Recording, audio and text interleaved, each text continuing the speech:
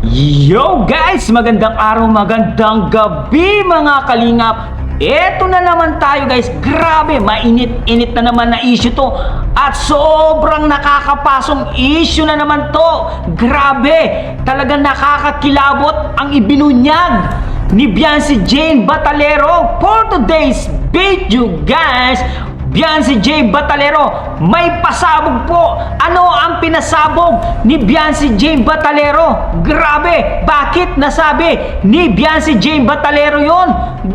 May ebidensya ba? Sabi, meron yata raw na resibo doon sa sinabi niya at pinasabog niya guys. Tara guys, alamin natin at panoorin natin guys. Syempre, kung bago ka pa lamang sa ating YouTube channel, huwag kalimutan mag-like, mag-share, mag-subscribe. Pahit na notification bell button para updated kayo sa mga ilalabas natin reaction video mga kalingap. At syempre guys, huwag kalimutan suportahan sina Kuya Bal Santos Matubang, Ate Edna Vlogs, Kalingap Rab, Kalingap Team, syempre Kalingap Reactor, Papa Shider TV. Grabe guys, nangangamoy dimandaan na naman dito guys. Kailan kaya matatapos itong dimandahan na to at complaint ni Biancy Jane Batalero guys? Panoorin na natin guys. Grabe, ano kaya ang pasabog ni Biancy Jane Batalero dito? Panoorin natin. Let's go! Dito si Sir Val, syempre, kinuha na din po natin ang kanyang panig. naman. Yes, opo. Salamat, attorney Sana. Opo. Meron pa po kayong nais sabihin, Ma'am Biancy, kay Sir Val, Yun bago po. po natin tapusin ito? Yun nga po, ma'am, yun nga po, gusto ko lang pong linawin na kaya po ako umalis ng love team kasi yung pamangkin po niya ni Kuya Bal, manyak po. Yun po yung ano ko. Kaya po talaga ako umalis ng love team. Tapos pinipilit po ako niya ni Kuya Bal na i-love team po ulit doon. Ayaw po niyang mawala po yung mga sponsor pa tapos viewers po niya. Yun po yung sinasabi sa akin. Tsaka yung mga nagbablog, sayang yung mga nagbablog daw po. Jowa naman niya yan. Yung mga vlogger po na natutulungan ko at beneficiary pa po nila, yun po yung dahilan. Okay. Kahit po alam niya na nababastos na po ako ng pamangkin niya. Okay. So, Yun po narinig- talaga ang dahilan ng Ibang pagpatulpo ko topic na rin. yan, attorney. ibang usapan rin yan, Biancy, and you have every Opo. right na magreklamo niyan. Pero ang magiging respondent naman dyan is yung pamangkin. Mukhang hindi rin naman kaya at dapat na si Sir Val ang sumagot dyan. Ibang Pero at usapan na least, at least na-air out niya. Opo, Pero salamat. opo, sana po mawala na po yung content po nila Kuya Bal sa akin, pati po ni Kalingap, ni Kuya Rab po. Okay. So, yan ang iaan Lahat po ng Kalingap reactors po. Okay. hindi Sir mo Val, hindi naman mo malalahat. masasabi ninyo at this? Pero klaro, walang bawian ng mga binigay. Walang bawian. Oo, at saka humingi pa ng pasensya. Oo, So, tama. I think that is Yan, Sel. napakalaking ano yan. Anay, Taybiran, pasensya na kayo ha. Sa nangyari at Kuya kay... Bal, kasi okay lang naman Kuya Bal. Kay Tao Janice. naman po kasi kami nasa. Pasensya na po at Di ba po may anak din kayo? Kung Meron po din. makikita ko sa anak ko, Ang anak ko, 10. nasasaktan ako kasi magulang ako. Dami. Lang po. Ilan ang nanay nun? 4. Hindi, joke lang po. Matutulpo ito sa ibang dahilan. Joke lang. Dali ha. Biancy, gusto rin namin sabihin na maraming salamat sa tiwala na binigay mo rin sa Wanted sa Radyo, sa Rafi Tulfo in Action. Kasi hindi rin biro ha, na tumayo ka para sa sarili mong panindigan at saka dun sa tinitingnan mong hindi tama at mali. Tama naman din yun. Kaya lang, yun nga, may proseso tayo at Tama. dahil may proseso, kailangan marinig ang panig ng lahat, mga konektado. Tama. At ilagay natin sa maayos yung pagtatakda ng Oo. ano yung kahinatnan nito. Ha? Okay. Gusto ko rin po sabihin sa inyo Kuya Bal na grateful po talaga ako. Simula po noon. Pati Yun po naman kami pala. ng Kuya Bal sa inyo.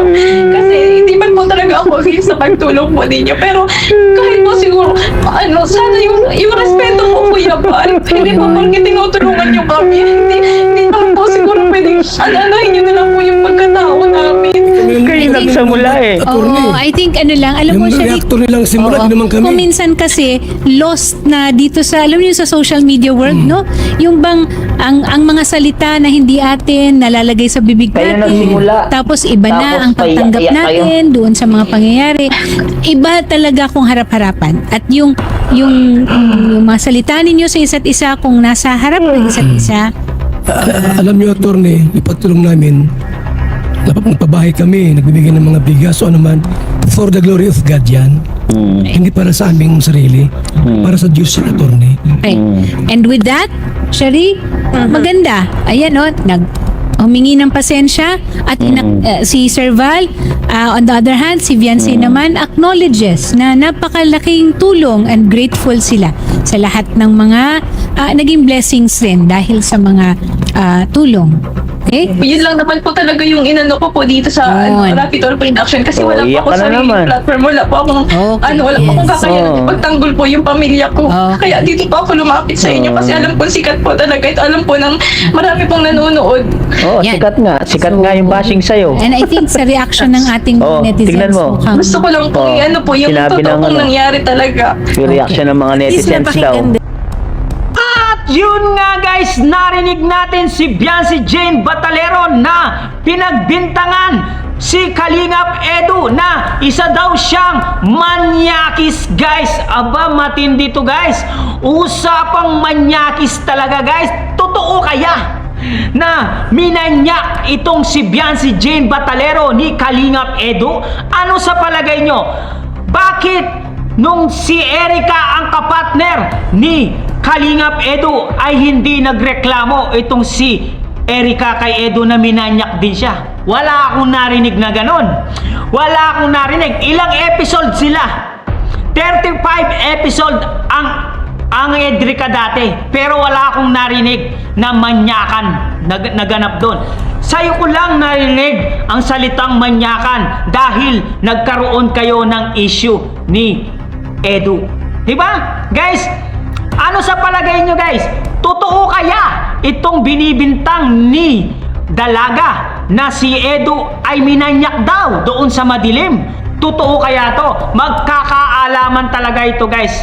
Kasi nakita naman natin doon sa last vlog nila na sinabi ni Viancy Jane Batalero na idinala daw ni ni Kalingap Edu itong si Bian doon sa madilim. Kaya nga sinasabi doon sa Rapid Tulfo in Action na kaya daw umalis itong si Dalaga, si Viancy dahil manyakis daw ang pamangkin ni Kuya Val Santos Matubang. Mabigat na bintang to guys, mabigat na bintang to. Dapat may matibay kang ebidensya dito.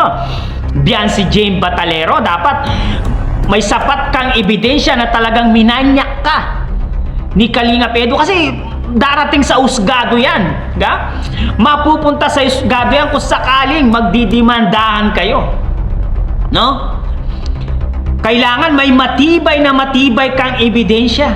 Kung wala kang matibay na ebidensya, kawawa ka. Pagtatawanan ka lang ng mga tao sa inyo. Diba? Pagtatawanan ka lang at marami ang kokontra sa'yo. Hindi lang isa, hindi lang dalawa, buong mundo nakakapanood sa'yo at binulgar mo doon sa Rapid Tulfo in Action. Grabe, hindi na kayo naiyak kay Kalingap Edu, no? Pagkatapos kayong tulungan na umangat at nagkaroon ng sponsor dahil sa love team nyo, binagsak nyo pa pababa ang binata. Diba? Matindi to guys. Ngayon lang ako nakakita ng ganito. Ano to guys? Book of Record sa Pilipinas. Guinness Book of Record sa buong Pilipinas ang nangyari sa Kalingap. First time po nangyari, nagkaroon 2 beses napunta sa Rapid Tulfo in Action. Tapos may issue pang pangmumolestya daw na naririnig ko pang manyakis daw itong si Kalingap Edu. Hindi ko alam kung totoo to guys, no? Pero sana hindi naman totoo to kasi alam ko napakabait ni Edu. Kung naging manyakis man si Kalingap Edu, dapat nung panahon pa ni Erica, nagreklamo na yan si Erica pero walang reklamong narinig doon guys, di ba? Ano sa palagay nyo guys? Totoo kaya ang sinasabi ni Viancy Jane Batalero doon sa kanyang salaysay sa Rapid Tulfo in Action? Or ginagawa lang issue nito guys? Comment down below guys at babasahin natin lahat yan guys. Syempre guys, hanggang dito na lang muna ang ating reaction video for today's mga kalingap. Syempre kung bago ka pa lamang sa ating YouTube channel, huwag kalimutan mag-like, mag-share, mag-subscribe. Pahit na notification bell button para updated kayo sa mga ilalabas natin reaction video mga kalingap. At syempre guys, no, huwag kalimutan suportahan si Kuya Bal Santos Matubang, Ate Edna Vlogs, Kalingap Rab, Kalingap Team, syempre Kalingap Reactor, Papa Shydor TV guys. Hanggang dito na lang, maraming salamat. I love you all guys. Muama chup chup babush.